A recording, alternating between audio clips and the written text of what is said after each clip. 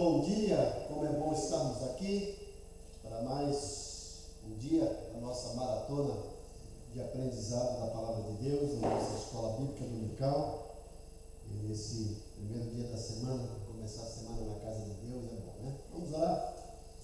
Querido Deus, mais uma vez nos dirigimos a Ti, nos méritos de Jesus, primeiramente para Te agradecer pela vida, Te agradecer pela oportunidade que o Senhor nos oferece de estar na Tua casa logo cedo, no primeiro dia da semana, de poder ter esse privilégio de estudar a Tua Palavra com os Teus servos aqui.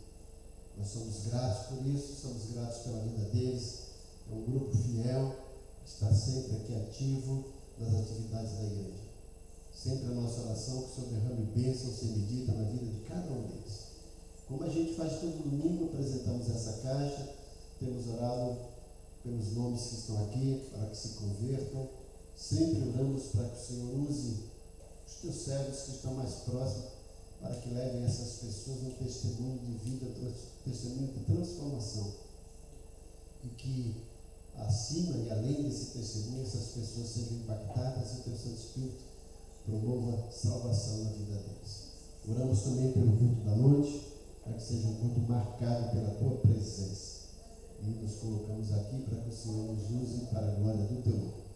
Oramos em nome de Jesus. Amém. Página 87 da apostila.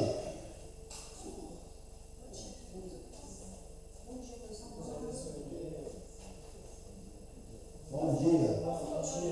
Bom dia, pastor. Oi. Página 87.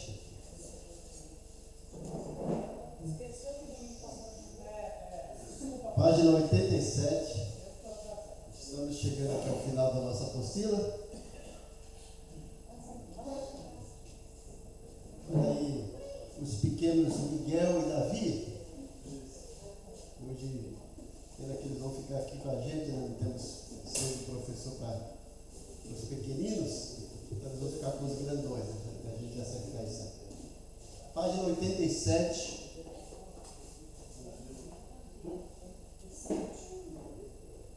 Da nossa apostila, chegamos aí ao final da carta do apóstolo Paulo aos Coríntios, né? Então, nesse capítulo 16, recapitulando o que nós falamos a semana passada, Paulo, no capítulo 16, começa no princípio, solicitando e orientando a igreja de Corinto para que, juntamente com as outras igrejas da Caia, separe uma oferta para enviar para os membros da igreja de Jerusalém, que estavam passando um momento difícil.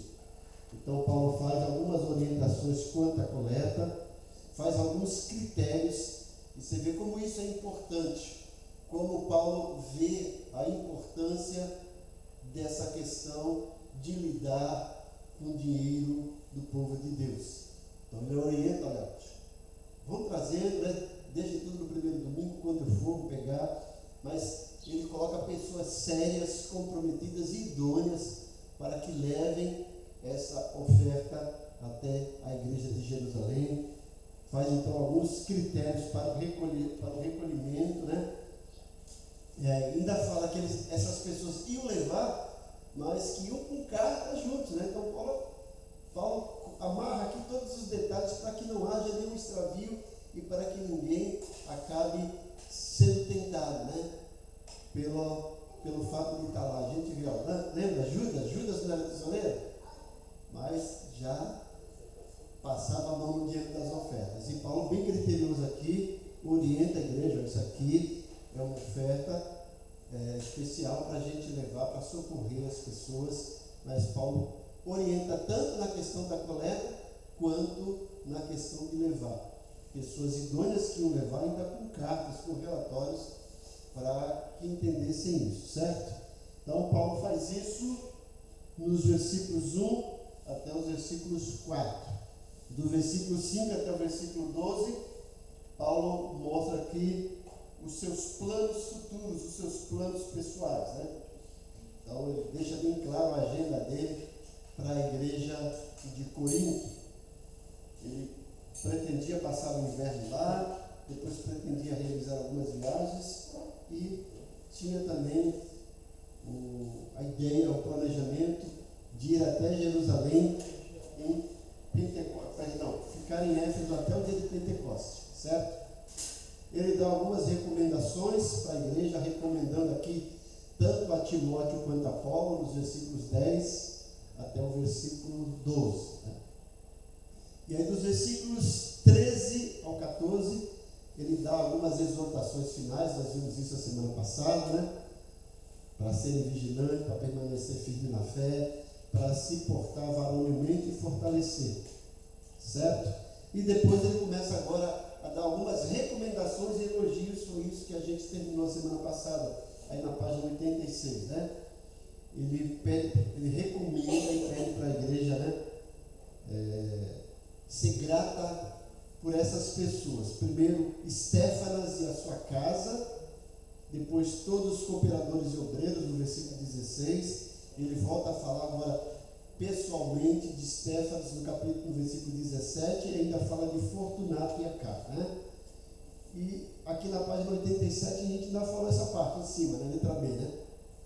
Os motivos da recomendação e elogio. Por que Paulo recomenda e elogia esses homens perante a igreja de Corinto? Então, letra A, ele fala sobre a casa de Estéfanos.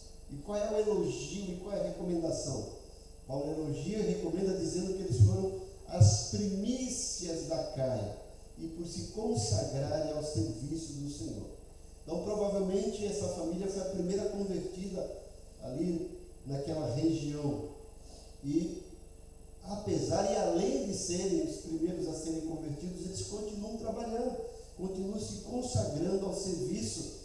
Veja que Paulo fala aqui, serviço aos santos, né? Ele fala aqui no versículo 16, né? Veja lá, 16 e 16. Portanto, sujeite a essas pessoas como ele, bem como a todo aquele que é cooperador e obreiro. 17.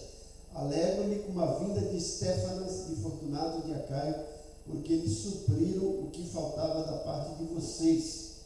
E aí no versículo 15, ele fala um pouquinho mais sobre Estéfanas.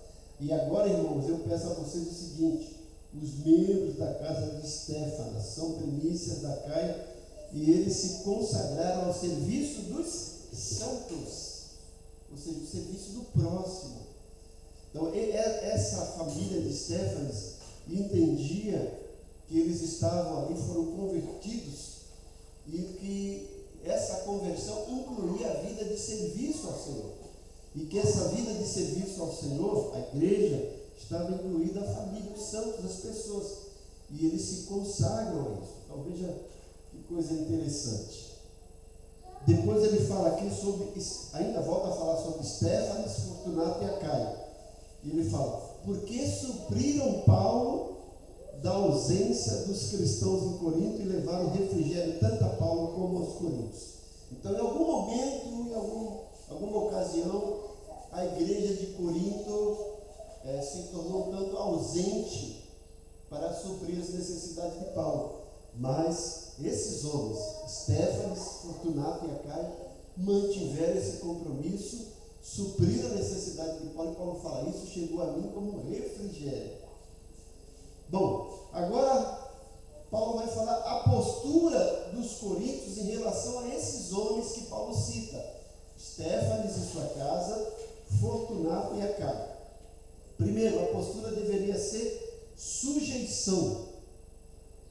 Esses homens eram os líderes naturais da igreja e deveriam exercer autoridade sobre a mesma, sobre a igreja de Corinto, devendo eles ser respeitados e estimados pelos cristãos de Corinto. Então Paulo está dizendo: vocês têm líderes aí, são líderes idôneos, honestos, e que têm a responsabilidade para com vocês, e nada mais, nada menos do que vocês serem gratos a eles, se sujeitarem a eles. Eles estão aí porque Deus colocou, são autoridades perante vocês, e são pessoas dignas de reconhecimento por parte de vocês. Tá? Então Paulo fala: se sujeitem a eles.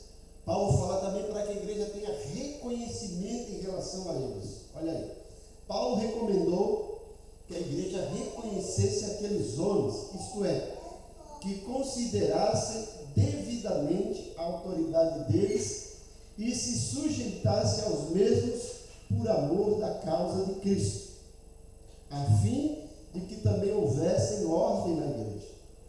A razão pela qual Paulo sentia que aqueles líderes mereciam esse reconhecimento é que eram homens de valor no Evangelho, além do fato declarado no versículo 18, que eles haviam tratado bem ao apóstolo, assim mostrando ser servos dignos de Cristo. O serviço como que eles prestaram deveria ser recompensado por um reconhecimento generoso. Aqueles homens haviam efetuado uma longa e perigosa viagem procurando servir a eles, os cristãos de Corinto. E isso trouxera grande alívio e refrigério, tanto a cristãos de Corinto como ao apóstolo Paulo. Então Paulo fala, veja, eles estão doando o tempo deles, finança deles, porque a viagem deles não foi financiada pela igreja, por conta própria. A vida deles, por amor a vocês, eles reconhecem que vocês são importantes, eles reconhecem que precisavam ir lá assistir vocês como assistiram a mim, e nada mais justo do que vocês reconhecerem o trabalho deles. Reconheçam como homens de Deus, como líderes de Deus, né? Então, prestem essa gratidão a eles. Paulo não está pedindo para que a igreja remunere eles, não. Mostre reconhecimento de alguma forma. Terceira coisa que Paulo fala aqui na postura dos coríntios em relação a esses homens. Estéfanes, Fortunato e Acaio. Porque supriram a Paulo da ausência dos cristãos de Corinto e levaram refrigério tanto a Paulo como aos coríntios. Aquilo que eu tinha falado antes, né? Eles supriram a minha necessidade quando vocês não puderam fazer isso. Então, reconheçam eles, né? E sejam gratos a eles. Bom, agora dos versículos 19 a 21, Paulo vai dar suas saudações finais. Vamos ler esses versículos? Lê para a gente, Fabiana. Versículos 19 a 21. As igrejas da província da Ásia enviaram-lhes saudações. Áquila e Priscila os saudaram afetuosamente no Senhor, e também a igreja que se reúne na casa deles. Todos os irmãos daqui lhe enviam saudações. Saúdem uns aos outros com beijos santos. Eu, Paulo, escrevi essa saudação de próprio punho. Isso. Então, Paulo começa agora a mandar e dar essas saudações finais. Ele começa, primeiro, mandando para os coríntios saudações da igreja da Ásia, as igrejas da província da Ásia. Então, veja que Paulo tinha esse contato com todas essas igrejas, e essas igrejas, ao mesmo tempo, se comunicavam. Na época deles não tinha WhatsApp como a gente tem hoje, que era fácil, criar um grupo lá para a igreja, olha, tal. Não, eram cartas, mensageiros e demoravam. E Paulo está dizendo, olha, as igrejas da Ásia, além de saberem a existência de vocês aí, reconhecem o trabalho de vocês e está mandando saudações. Então, veja como é importante esse intercâmbio das igrejas, né? Nós temos a nossa denominação, quando a gente tem as reuniões da Associação das Igrejas Batistas, né? Mas isso antes era muito mais estreito, né? Hoje em dia a gente está diminuindo. Pra vocês terem uma ideia, antigamente nós tínhamos a Semana Batista. Era uma semana toda, né? Depois começou a diminuir, agora já é final de Semana Batista. Agora é 2 dias Batista. Geralmente na sexta e no sábado, né? E às vezes até quando dá no domingo. Mas antigamente as igrejas eram mais unidas, né? Então nós tínhamos festival de inverno, não é isso? Não? Era o nome da festival, não? Instituto de Inverno. Aí tinha a Jubal, tinha tantas coisas, né? Tantos eventos, e com o tempo nós estamos vivendo no período da comunicação, mas ao mesmo tempo nos afastamos. Parece que quanto mais as coisas eram difíceis, mais a gente driblava essas coisas e se aproximava, né? Hoje nós temos tanta facilidade. Eu congreguei algumas igrejas quando vamos lá, tem um evento de jovens o pessoal pegava ônibus e iam em caravana para a Praia Grande, para Bertioga, para Itanhaém, para Cubatão, aquela coisa toda. Hoje a gente encontra tanto obstáculo, né? E veja, essas igrejas, além de estarem distantes geograficamente, não tinham a facilidade que a gente tem hoje, mas eles se comunicavam. Olha, estão mandando saudação. Eles entendem que vocês são uma igreja irmã em Cristo, vocês são irmãos em Cristo, vocês fazem parte da família. Então Paulo começa a mandar essa saudação primeiro das igrejas da Ásia, aqui no versículo 19. Outra saudação é de Áquila e Priscila. Veja aqui no versículo 19, também Áquila e Priscila mandam cordiais saudações do Senhor juntamente com a igreja que se reúne na casa deles. Vocês lembram de Áquila e Priscila, lá em Atos, quando Apolo se converte e tal, e aí Paulo fala, olha, Apolo está pregando aquela eloquência toda, mas ainda falta tato para ele, falta maturidade. E Paulo recomenda que esse casal, Áquila e Priscila, faça uma espécie de discipulado para Paulo. Vejam que era um casal bem de renome e de exemplo, a quem Paulo confiava. E agora Paulo está dizendo que havia uma igreja na casa deles. E tanto eles estavam mandando saudações para a igreja de Corinto, como essa igreja. Então veja a importância disso, né? A gente cresce, mas às vezes se perde na comunhão. E a igreja naquela época entendia. Mesmo com esse crescimento, havia essas reuniões nos lares, essas igrejas começavam nos lares. Alguns estudiosos acreditam que a igreja de Filipos começou na casa de Lídia, quando Paulo vai lá pregar. Então, veja como é importante isso. E aqui a gente sempre falando, abre o celular para a gente fazer um culto, né? No começo aqui a gente tinha culto nos lares, tinha aqueles grupos, chegamos a ter 5 grupos de mulheres, né? Para se reunir nos lares. Agora nós temos um que se reúne esporadicamente aqui na igreja. Mas a gente gostaria que fosse fora. É importante isso. Porque além de ter o culto familiar, é o momento da gente evangelizar, trazer os vizinhos, trazer os familiares para participar. A gente às vezes faz, já pensou? Presta atenção, a gente fala assim, vamos fazer uma festinha lá em casa, você chama os parentes. Vão, né? A gente vai ter um culto no lar. Eles não vão. Olha a diferença. Então veja como as coisas estão mais difíceis hoje. Porque a gente mesmo às vezes se desvaloriza. Então presta atenção, a gente chama os nossos. Olha como é que é a coisa. Você faz uma festa, chama os parentes, eles vão. Aí você faz um culto, chama eles não vão. Aí eles vão te visitar na tua casa perto da hora de ir para o culto. Aí você não vai no culto para ficar com eles. Veja a discrepância, né? Aí quando a gente comemora, não, você chegou, mas infelizmente eu tenho um compromisso com Deus e com meus irmãos em Cristo. Eu vou para a igreja. Quer ir comigo? Como é que você veio aqui? Então vamos comigo. Eles vão começar a aprender que você valoriza as coisas de Deus. Eles vão prestar atenção. Então, são coisas para a gente pensar. Mas é interessante, veja que Paulo, são pequenas saudações que às vezes a gente não dá importância, mas veja o valor do reconhecimento que Paulo tem com as pessoas que são idôneas e que trabalham na causa do Senhor. Ele aqui elogia, reconhece, nomeia e recomenda.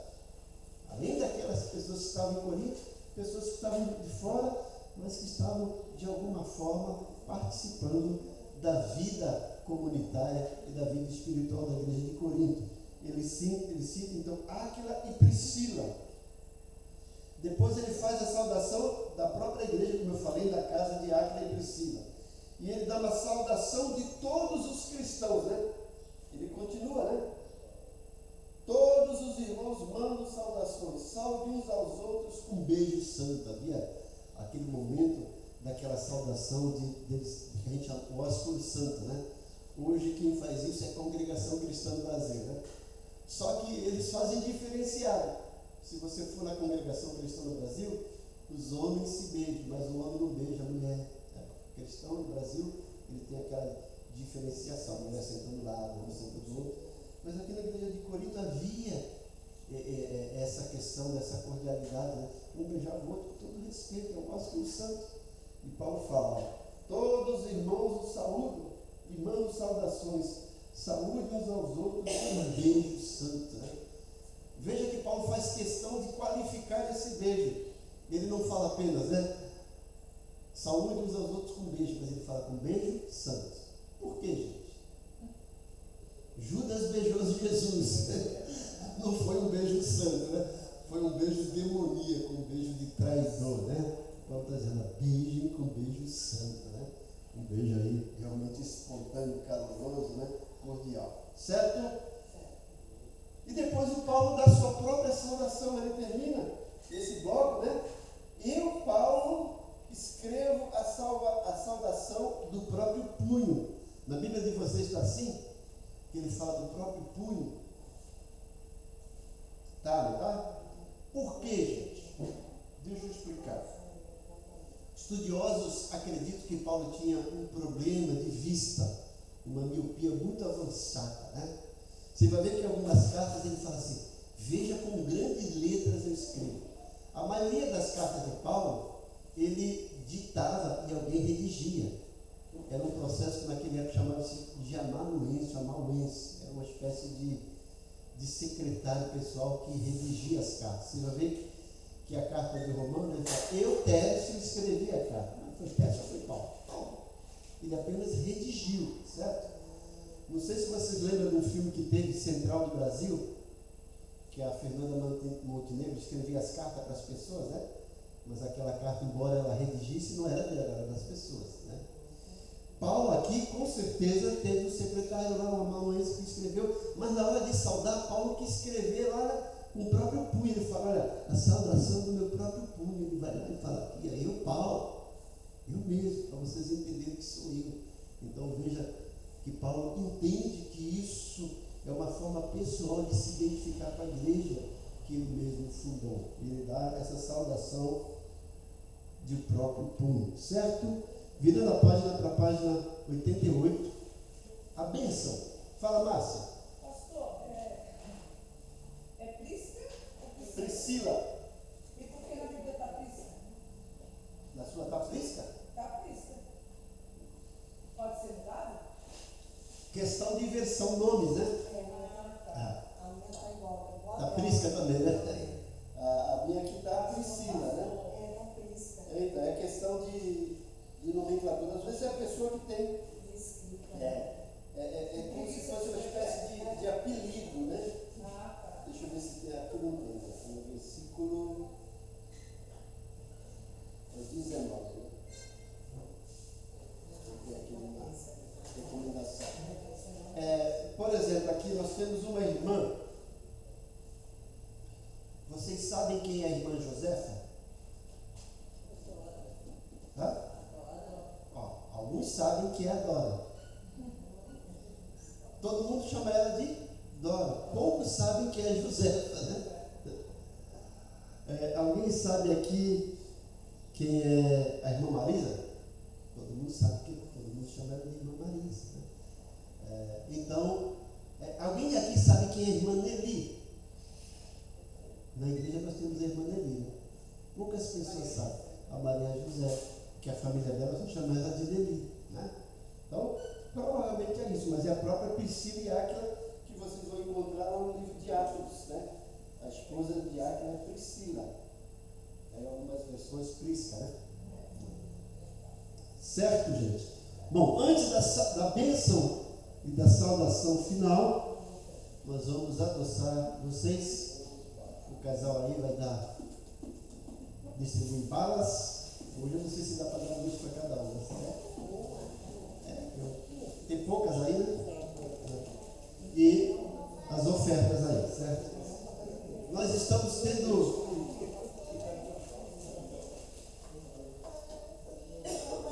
uma ilustre visita aqui do Aureliano, né? Foi fundador da igreja aqui, Aureliano. Que Deus, né? Aureliano e Nildete, casal. Lá em Coríntios tinha Áquila e Priscila. Aqui nós temos Aureliano e Nildete, que é da Igreja Batista de Areia Branca, né? Isso aí temos hoje.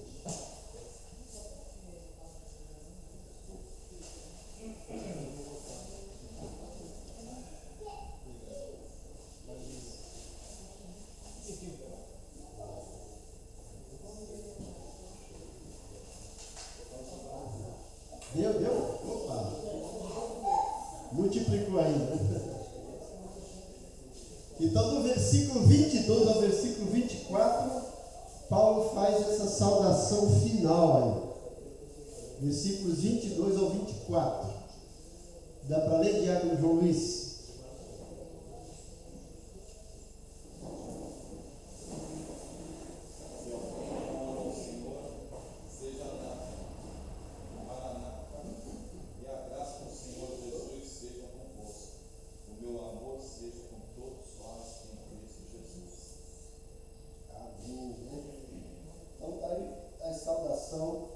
Final de Paulo, né?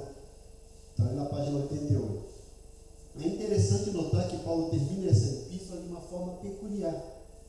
Além da bênção costumeira que nos abre em todas as epístolas, que é a graça do Senhor Jesus seja convosco. E, geralmente ele termina assim.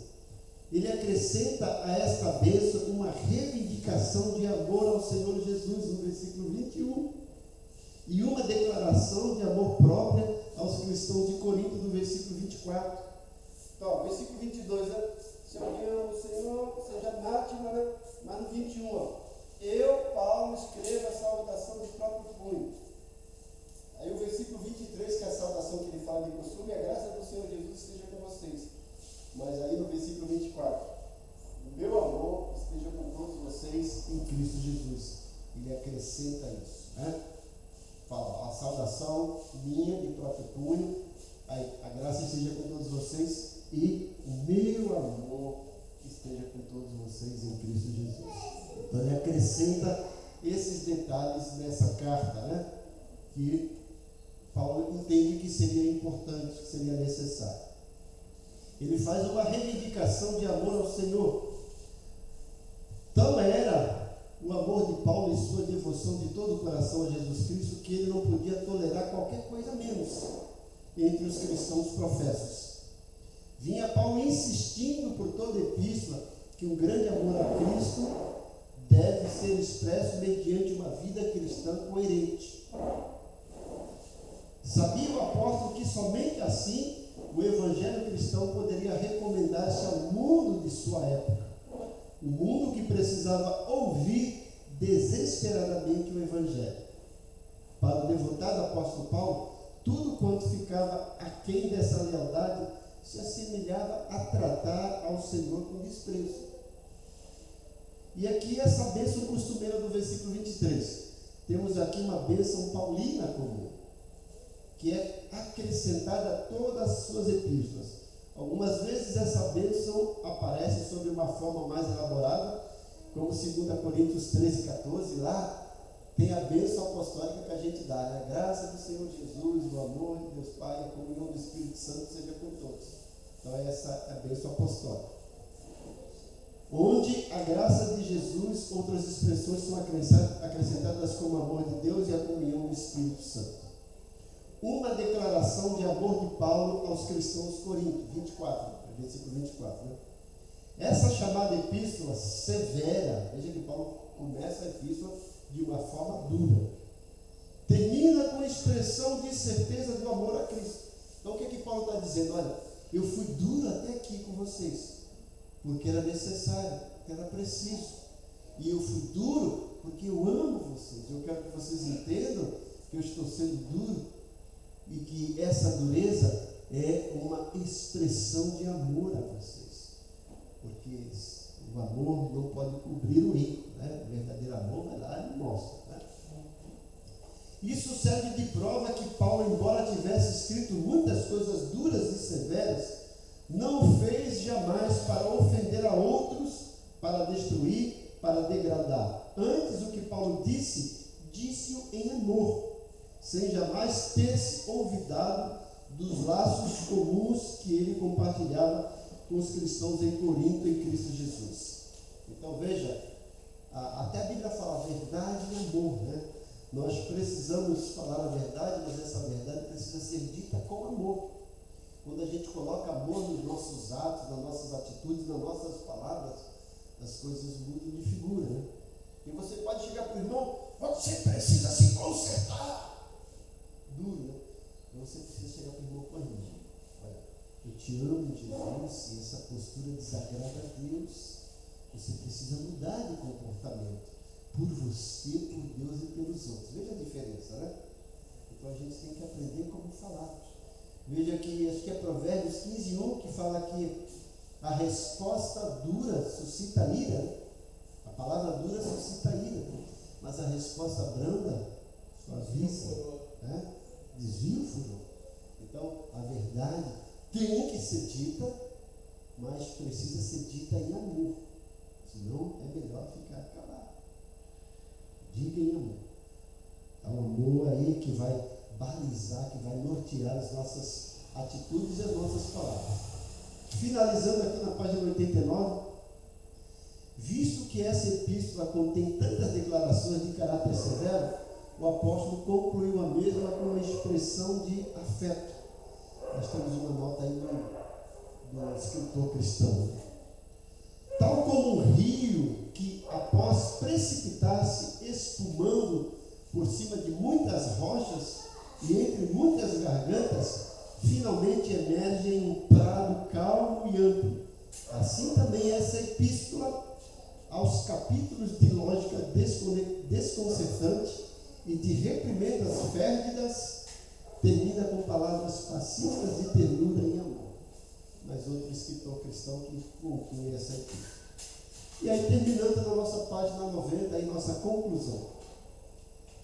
A primeira epístola de Paulo aos Coríntios, mais do que qualquer outra de suas epístolas, tem uma profunda importância no que tange a problemas que surgem em uma igreja local, tais como divisões, casos de disciplina, imoralidade, abusos na liberdade cristã.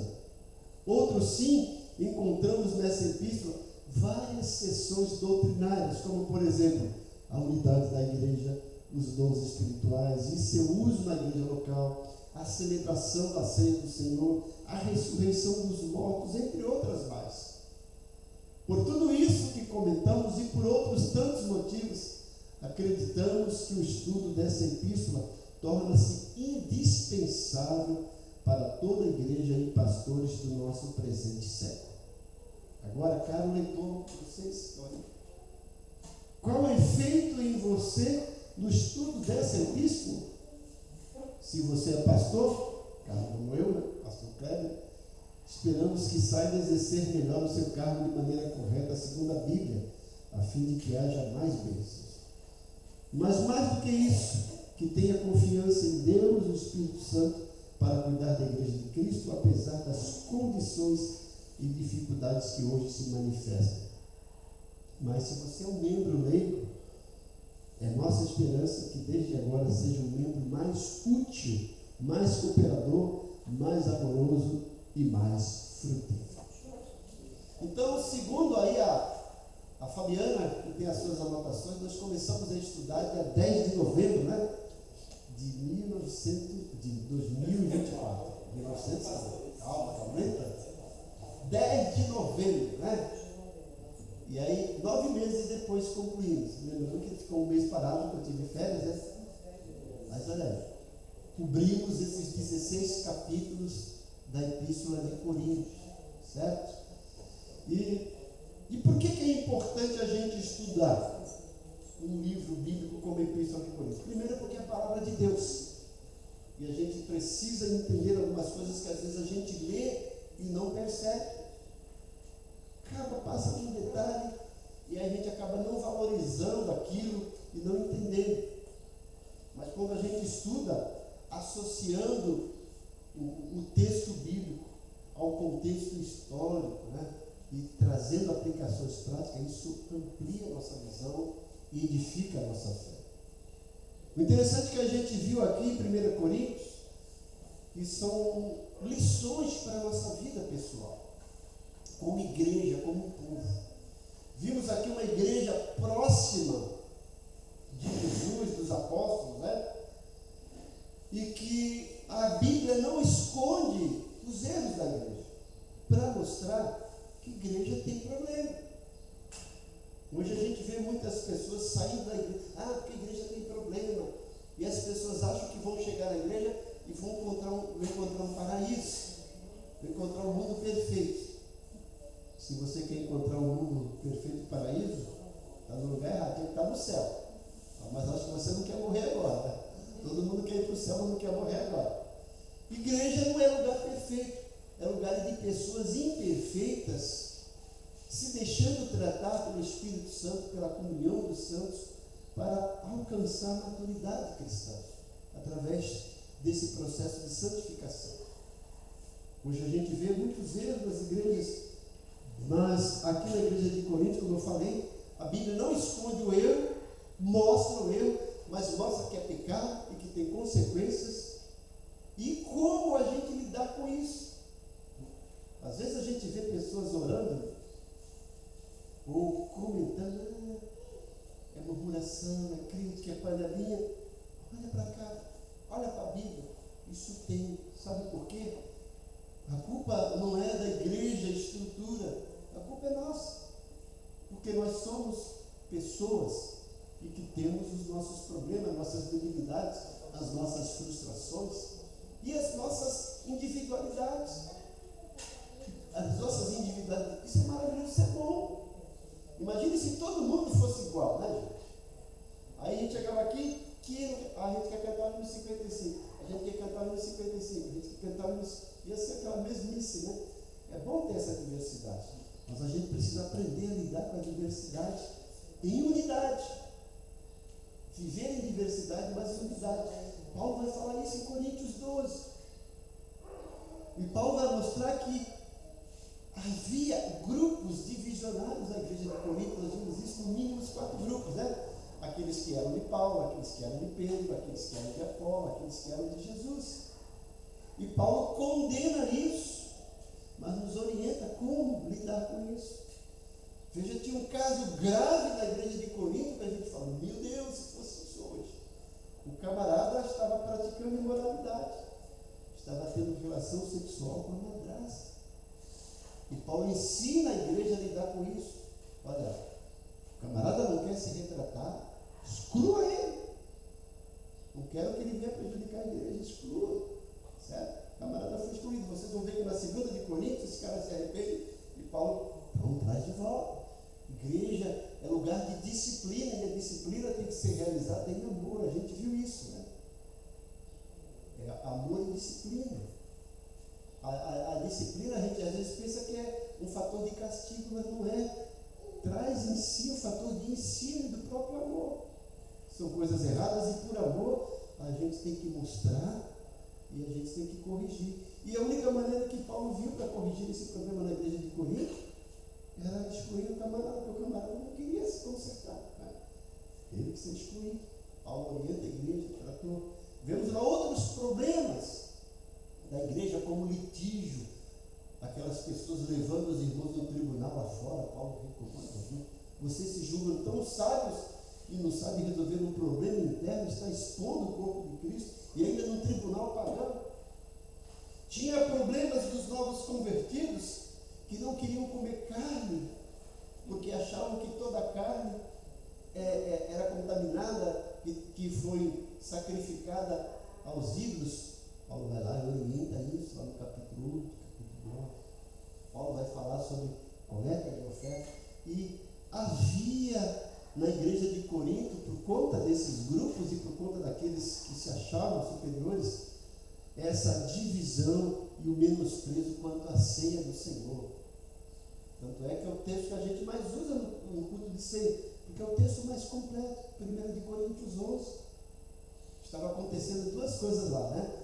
Aquele banquete do amor e a ceia do Senhor. Mas as pessoas não estavam valorizando nenhum nem o outro. Paulo vai lá, orienta, recomenda. Tá? Paulo fala aí de uma forma maravilhosa sobre os dons espirituais. A gente trabalhou bastante isso aqui, né? Do capítulo 12 até o capítulo 14. A igreja de Corinto tinha todos os dons, mas não sabia como usá-los de maneira adequada. E Paulo orienta eles a buscar com zelo os melhores dons, mas fala que existe algo que é superior aos dons, que é o amor. Ele trata isso no capítulo 13. Depois vai lá para o capítulo 14, corrigir o uso inadequado e errôneo dos dois dons mais problemáticos da igreja: línguas e profecias. E o que acontece hoje em alguns movimentos de igreja, mais confusão dos dons de línguas e de profecias. Parece que as pessoas que cometem esses erros não leem 1 Coríntios 14, porque esse lance está tão claro lá como deve ser. Existe, mas tem regras, tá? Tem preceitos, tem condições, tá? Tudo registrado. Depois Paulo, vai falar sobre a ressurreição dos mortos, a nossa esperança, vai falar sobre o arrebatamento, e ele finaliza essa carta dessa maneira maravilhosa, primeiro recomendando a igreja a assistir os crentes de Jerusalém, e como eu falei no começo hoje, Paulo deixa bem claro que aquilo era um ato de amor, mas precisava ser supervisionado para que ninguém usasse isso para se aproveitar ou para se promover. Paulo, bem criterioso. E depois ele começa a elogiar as pessoas que realmente merecem elogio, pede para a igreja reconhecer, ser grato por eles, e termina dessa forma maravilhosa: olha, o meu amor está aqui por vocês, o meu amor em Cristo. Então tudo isso que eu falei talvez tenha sido pesado, mas eu fiz porque eu amo vocês, porque vocês precisam, porque eu quero que vocês sejam verdadeiros cidadãos dos céus. Paulo está querendo dizer: a minha tarefa é conduzir vocês para o céu. Assim como Moisés conduziu aquela turma toda do Egito para a terra prometida, Paulo queria conduzir a igreja de Corinto para os céus. E também aqui a nossa postura. Nós, aqui eu falo aqui sempre para vocês, o meu compromisso com vocês está aqui. Ensinar a pregar a palavra fidedigna. Eu não quero aqui promover um bocado de evento, como muita gente faz, mas depois não levar vocês para o céu. O meu compromisso é que vocês aprendam a serem verdadeiros cristãos, verdadeiros cidadãos dos céus, para quando chegar lá no céu serem recebidos por Deus de uma forma maravilhosa. Isso aqui já é minha recompensa, certo? Como eu sempre digo, sou grato a vocês que são fiéis, que estão sempre aqui no culto de quarta-feira, estão sempre aqui na escola bíblica dominical, e estão domingo à noite, E Deus abençoe a vida de vocês. Semana que vem vamos começar a matéria nova. Eu estou estudando o que eu vou fazer, Eu pretendia que fosse 2 Coríntios, mas ainda não tenho material pronto para fornecer para vocês. Se nós fizéssemos, vocês não teriam a princípio essas apostilas prontas, mas até domingo a gente vai ter algo para dar para vocês, com essa escola bíblica dominical. Então vamos orar. Querido Deus, nós somos gratos por esse tempo de aprendizado, mais uma vez agradecidos pelo teu povo que está aqui presente, que está sempre presente. A nossa oração, como sempre, que o Senhor nos abençoe grandemente. Como sempre, entregamos essa parte aqui a Ti, agradecidos por esse momento, pedindo que os Teus anjos nos conduza e nos proteja na nossa caminhada, no nosso retorno até o nosso lar. Pedimos também pelo culto da noite, que seja um culto realmente marcado pela Tua presença, realmente marcado pela comunhão dos santos, que hoje o Senhor use aqueles que vão fazer uso desse microfone, seja na direção do culto, seja na pregação, seja no louvor, para que o Teu nome seja glorificado em primeiro lugar e que vidas sejam edificadas e transformadas. Nós oramos agradecidos no nome de Jesus. Amém. E que a graça do Senhor Jesus, o amor de Deus Pai e a comunhão do Espírito Santo seja com todos.